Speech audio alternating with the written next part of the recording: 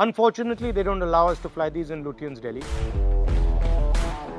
This is a DJI drone made in China. This has come from the toy industry. And that's really the powerful thing. This is actually where we should be playing. And the network that produces this is where the real value is.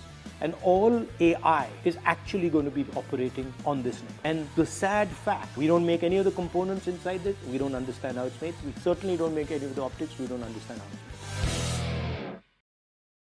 As I said in my speech, I'm speaking directly to the young people of this country. And in my speech, I had mentioned about how drones are changing warfare. So I wanted to go a little bit deeper into that idea. So here is a drone. This is a DJI drone made in China. And that's a battery, lithium polymer battery. These are 4 brushless DC motors, and that's the camera.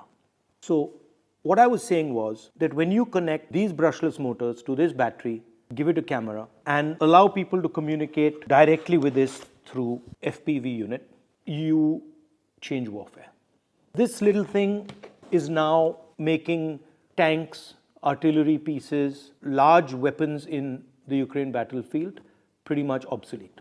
I said that industrial systems fight wars. This is actually a commercial product. This is made by a Chinese factory called DJI, and this is actually a toy, right?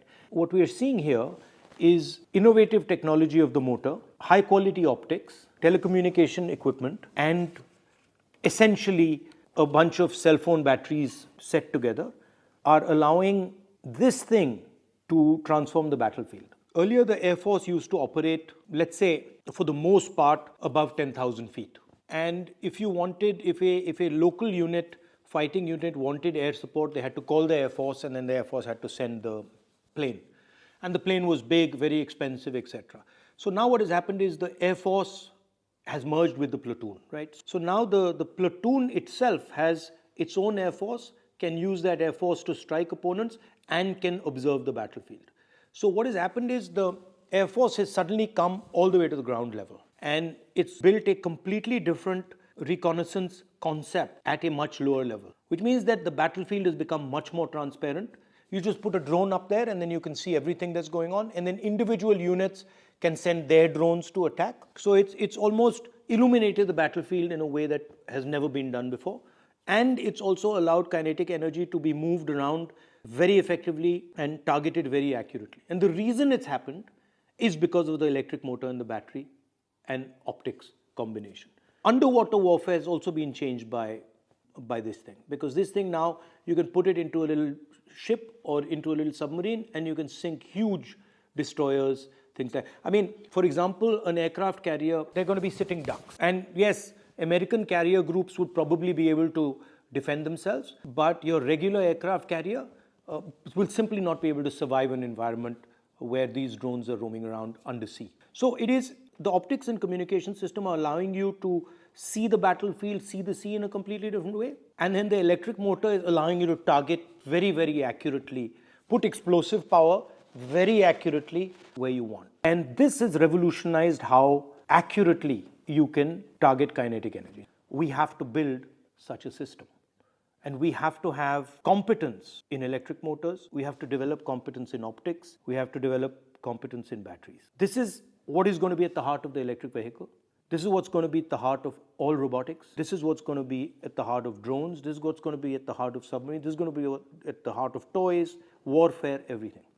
And the sad fact is that we're nowhere here. We don't make any of the components inside this. We don't understand how it's made. We certainly don't make any of the optics. We don't understand how it's made. And that's what my speech was getting at, that this is actually where we should be playing.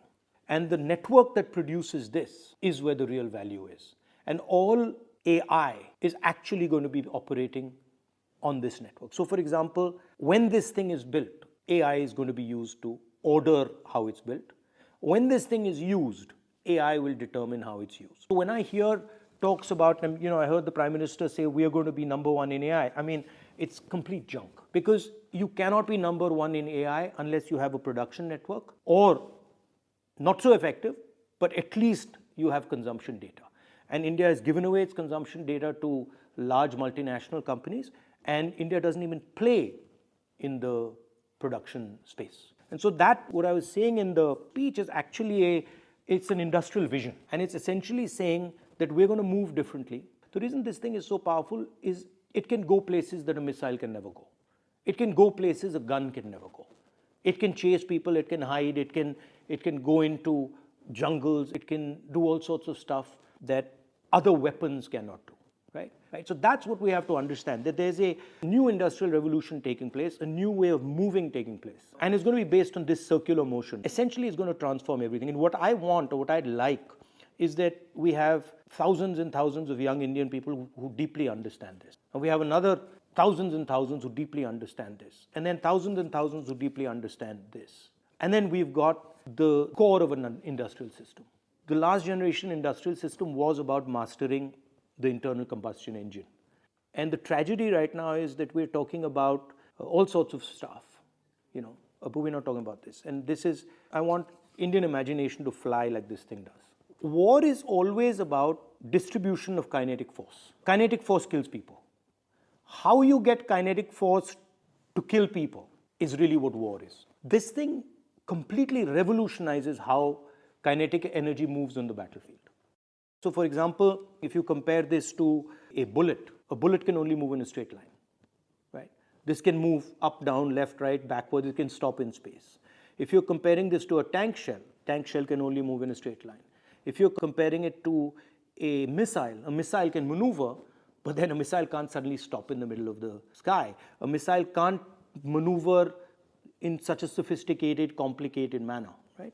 So this is literally a revolution. And the interesting thing about this, and this is what I keep telling my American friends, is that this doesn't come from the military system. American drones all come from the military system, meaning they trickle down.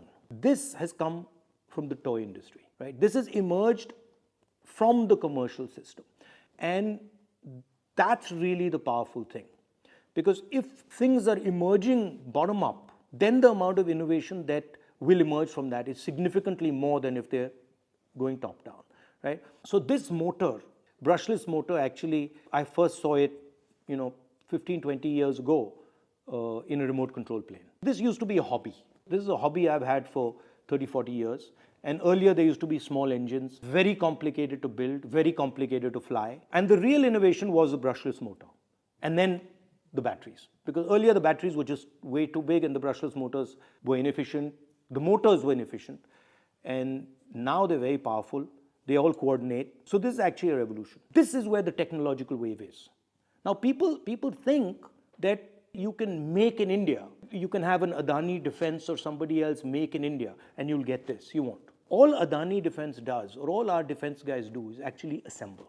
This emerges from a production network. This is the result of a production network. And that's what I'm talking about. I'm not talking about that we now sit and we get a company that makes something that looks like this. That's not really interesting, because this will be obsolete anyway. But if we have the network from which this emerges, then we will never be obsolete. We'll just be at the edge of the technology curve, right? Understands, for example, the importance of what these cameras do. This thing without this camera, ineffective as a weapon of war. So the camera has to come together with the motor, has to come together with the battery, has to come together with all the components. And now what's very interesting is the Americans and the Europeans have understood this. They've understood that actually they don't have the production system that can create this, and they can never have it. Because they're at a stage in their development where for them building this is almost impossible. But we can do it. Right? We have the engineering know-how. We have the scale. We can potentially develop a strategy where we become, if not masters, at least very competitive in this area. So that's the type of thing that my speech was trying to do.